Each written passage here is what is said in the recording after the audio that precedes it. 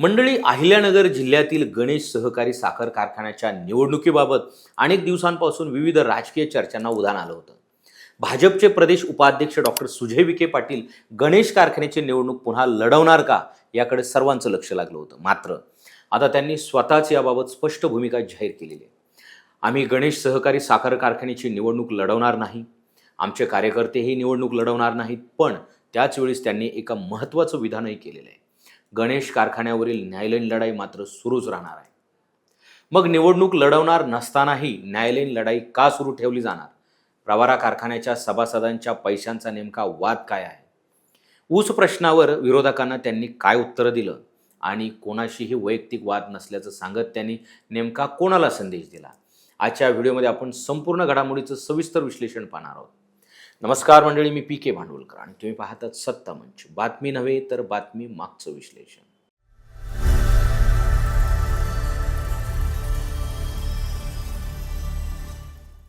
चला तर मंडळी, मग मुद्देसूद पाहूया. मुद्दा नंबर 1, गणेश कारखान्याची निवडणूक लढवणार नसल्याची स्पष्ट घोषणा.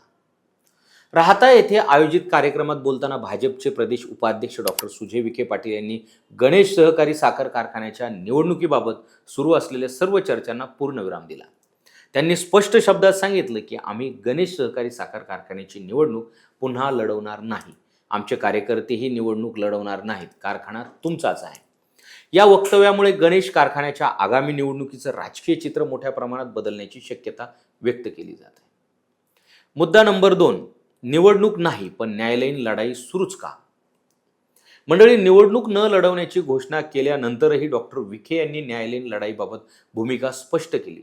त्यांनी सांगितलं की ही लढाई कोणत्याही व्यक्तीविरोधात किंवा कोणतीही संस्था बंद पाडण्यासाठी नाही.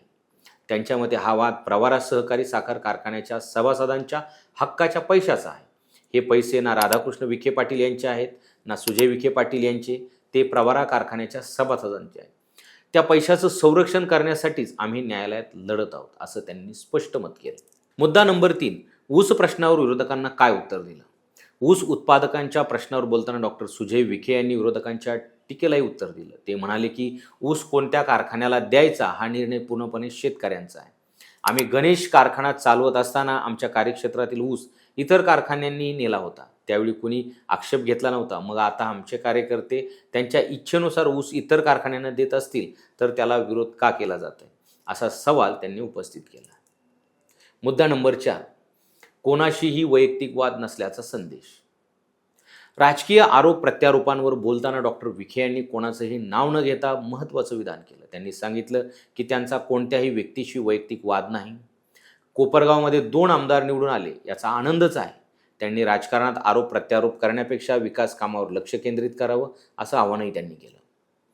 मुद्दा नंबर 5, राहत्याच्या विकासाबाबत मोठा दावा. मंडळी, राहता शहराच्या विकासाबाबत बोलताना डॉक्टर विखे यांनी मोठा दावा केला. ते म्हणाले की आजचा राहता आणि पुढील 2 वर्षानंतरचा राहता यात मोठा फरक दिसेल. शहराच्या विकासात्मक चेहरामोहरा पूर्णपणे बदललेला असेल. आमचं राजकारण विकासावर आधारित आहे आणि पुढील काळातही विकास कामांनाच प्राधान्य दिलं जाईल, असं त्यांनी सांगितलं.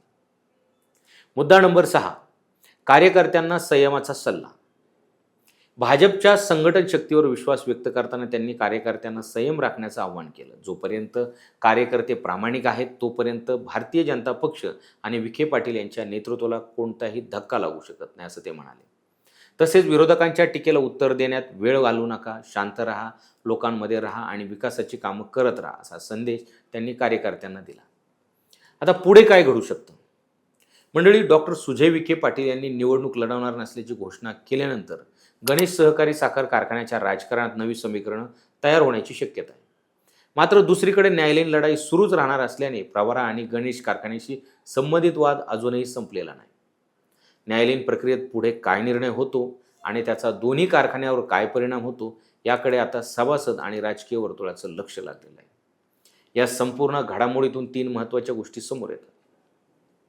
गोष्ट पहिली, डॉक्टर सुजय विखे पाटील यांनी गणेश सहकारी साखर कारखान्याची निवडणूक न लढवण्याची स्पष्ट घोषणा करून अनेक दिवसांच्या राजकीय चर्चांना पूर्णविराम दिलेला आहे. गोष्ट दुसरी, निवडणूक न लढवण्याचा निर्णय घेतला असला तरी प्रवरा कारखान्याच्या सभासदांच्या हक्काच्या पैशासाठी न्यायालयीन लढाई सुरूच राहणार असल्याचं त्यांनी स्पष्ट केलेलं आहे.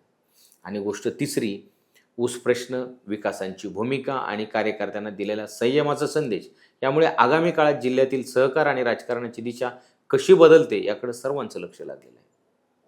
मंडळी, आता तुम्हीच सांगा, गणेश कारखान्याची निवडणूक न लढवण्याचा निर्णय हा योग्य राजकीय निर्णय आहे असं तुम्हाला वाटतं का?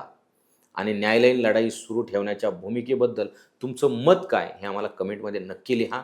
आणि अशाच अपडेट्ससाठी सत्तामंच या चॅनलला सबस्क्राईब करा आणि इन्स्टाला फॉलो करा.